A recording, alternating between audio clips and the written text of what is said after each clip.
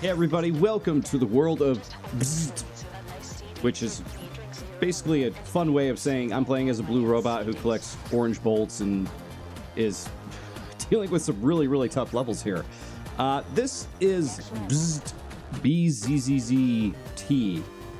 You play as a little blue robot here, and as I said, the object is to collect the bolts and go from left to right or right to left or up, down, wherever it is, and get to the exit.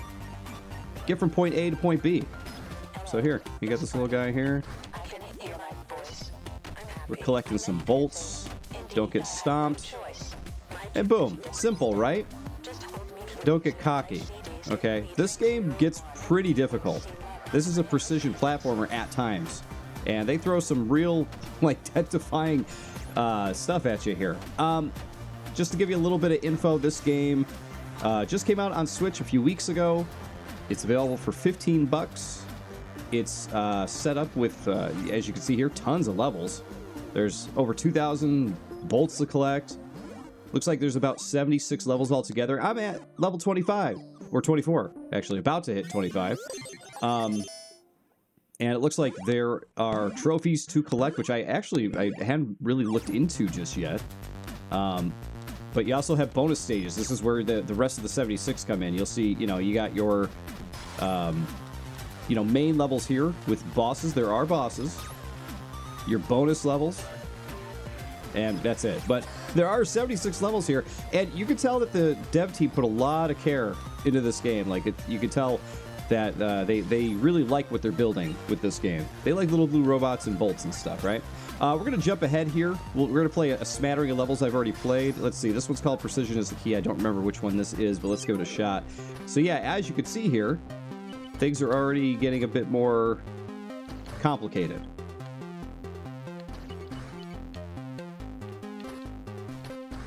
Name of the game is don't talk much while you're trying to nail your jumps. I have gone from the first couple levels, boom, not an issue there. I've gone from the first couple levels where you'll notice here that you have a few different objectives. You can either collect, well, basically you finish the level, you could collect all the bolts, or you can hit the trophy time for that level, right? So you see the first level, that was pretty easy. I've done it all. The second level, I could probably do it without an issue as well. You don't have to do it all in one go, too. You can just go back, get the speed run, or go back, get the nuts and bolts, whatever. There are bolts. Technically bolts. No nuts. So I think I'm nuts.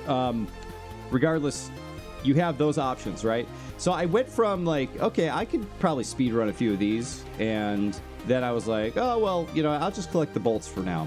And as you can see, as I got to 13, 14, it got to the point where I was especially 20, having a rough time getting all those bolts, right? And some of these levels, I'm like, I don't think I'm ever going to be able to 100% this game because they get tough. Let's jump into level 24. This is where I left off. You can see just how difficult things are. The level right before this has been the hardest level I've played in this one so far. Because they have a laser. They have a laser that chases you from bottom to top, so you're basically climbing, trying to get away. Okay, we open this door. One thing I also want to point out with this game, this is a game I've actually been kind of eyeing for a while because it's been on Steam for a bit. Oh no! But I love the art style in this one. It's very cute, but it also has that kind of throwback SNES feel. As of right now with the robot, I've unlocked different abilities as I've gone. You can double jump, but you can also dash. There it is. So right now I have several dashes that I can do at once, but you got to time this right. Oh! So I didn't get the nuts there, or the bolt. I keep calling them nuts. They're bolts. Oh no! Oh. This talking while playing this game is not working out. Anyways, beautiful little game. Excellent. Oh, I can't sit there? Okay. Noted. Beautiful little game. Very challenging. If you like 2D platformers, I have a feeling you're going to like this. Though I will say it's a bit more challenging than you might expect. I was expecting a much more like cute and fun, just like run through, you know, of a game. But what we got here is actually a pretty challenging little platformer. There's been that, you know, that whole like I'm gonna make a cute game, but it's gonna be a really hard thing with games as of the past like few years, but what, last decade maybe. This is in that camp for sure. Okay, so that's gonna blast me all the way up. We're gonna go over. Did we collect all the bolts? No, we missed one. Where did we miss one? Oh, no good. No good. Is this the boss battle? No, we're at 25. We're going to try to get to the second boss here just so you guys can see what a boss battle looks like. I will say that the first boss was like kind of a ripoff of like a old school like, oh jeez, I was nowhere near. This one's a pain in the butt. Come on. I'm not even going to bother with those right now. Oh, and that's the whole stage? Okay, so that one's just kind of like a bonus stage where you're just collecting the nuts. Interesting. All right, well, we got we got the speed run for that one. That was kind of a throwaway one. All right, so this is a boss, supposedly. That's interesting. They take the skull away when the boss level comes up. You just kind of have to remember it's a boss level. Anyway, as I was saying, the first boss was kind of a throwaway boss. It's very much like reminiscent of Bowser from Super Mario 3, where they break the bricks as they jump around. All right, this guy says surprise. So where were we the last time?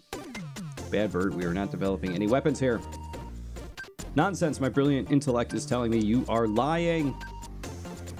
Bad Bert, if I may, what did you do to yourself? What is up with Bad Bert? And should I even care who this guy is? I certainly don't. What is that weird device on your head? That's how you react to a guy coming in, flying by his noggin with a robot attached to it. You're just like, what is that helmet on your head? You would be like, what in the F is what, dude? What is what am I looking at? Oh, that. It's my latest invention. Oh, that. The empathy blockator. But why would you need something like that? It allows me to concentrate only on the most important ideas without any disturbances. Wahaha. That's pure madness. It must be driving you crazy. Oh, yes, yes. It raises my brain capacity by 1,000%, making me crazily intelligent. There's no way we can reason with him. He's lost to the machine madness. I tire of your uncooperative attitude. It's time to continue our small talk in my top secret base. Oh, and he's taken the Dr. Light guy, whatever his name is. I will find a different way to convince you, dear Norbert. Okay. All right. Let's move on here. At least the game has a story, I guess, no matter how silly. Very throwback. Back to the days when you were going on a grand adventure to rescue your frog, right? Oh, look at this. This is new. They completely changed it up, putting in a shoot-'em-up approach here. Okay, so there's 94 bolts to collect. Okay, interesting. Get the last guy. Each one of these going to have a bolt? No, but they're going to have several bolts. That's cool. I am a huge fan of when games take their genre and flip it on its head and say, like, you know what, this is gonna be, we're gonna put a shoot 'em up part in this. Oh no! So I guess start over. All right, it's a one-hit kill situation. Again, they keep the challenge going through the whole experience, so keep that in mind. Yeah, I love that. I love that in games where, like, you know, you're playing a first-person shooter. I know other people hate it. I've seen people complain about it. But I love it when, like, you play, like, a first-person shooter and you get, like, a turret level. Just to, like, break up the monotony, you know? Add a little variety to the gameplay. I love that stuff. Kind of crazy to me that people get so angry about that. They're like, oh, it's just a turret level. It's throwaway. I was like, no, it's meant for you to kind of take a breath here. Because you just had, like, a hard boss battle or a real difficult fight, whatever it was, right? That's how I've always felt, anyway. Let's see.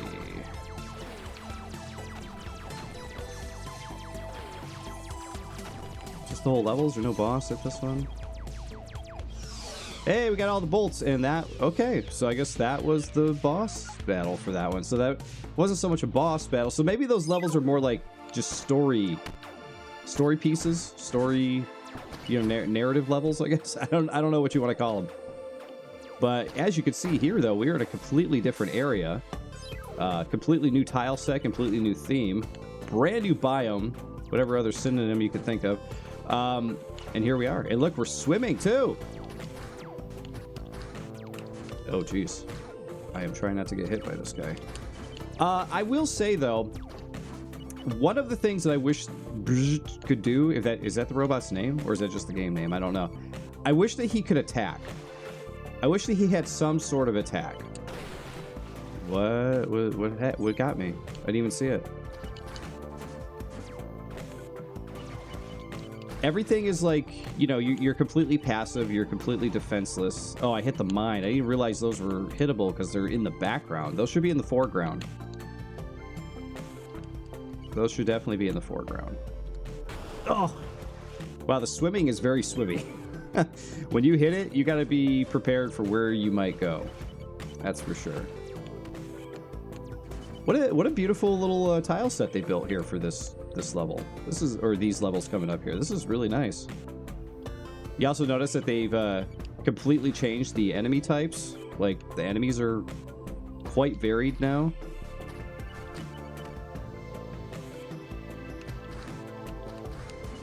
So I dig that. So, like I said, well, yeah, that's a new enemy for sure. Ah! I was like, I gotta jump over that guy. I don't know if my double jump could have made it over. Right now, I'm just gonna try to finish this one, call it a day. But yeah, as I was saying earlier, you could tell, you know, the art style and the enemy variety and everything. You could tell that, you know, the developers, the team who worked on this, really did put a lot of effort into their game. And you can't. Okay, we could make it over. There's the exit. All right, we're just gonna go for it. We're nowhere near the bolt amount, but there we are. But man, I love when smaller devs like put so much, you know, time and effort into their game. Okay, I guess that is a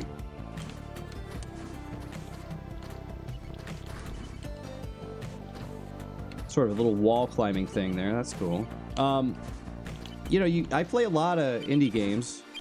Those of you who have been watching the channel for a while understand that. And, you know, I played a variety of everything. And lots and lots of indie games, lots of genres. And I will say it's always such a relief when you get an indie team who put a lot of time and effort into their game. And then it shows, you know. So many indie games come out from like people who just are, you know, being able to say they did it, you know, as opposed to being able to put out a piece of art that you can be proud of, that you're like, wow, like from the gameplay to the art style, this is a piece of art you should definitely check out, right? Let's face it. Let's talk controversially for a second here. Oh, I died at the same spot. Come on now. There's a lot of indie trash out there, you know? There's a lot of it. But, or however you say it, is definitely not indie trash. This is a love letter to platformers of, you know, yesterday, and it's quite fun and quite challenging. So it's one I recommend checking out. This is a good one. Beautiful little game too. But there you go, guys. That is on Switch, $15. I recommend this one. It's a lot of fun. Lots to do, lots to collect, bit of replay value. Beautiful little game.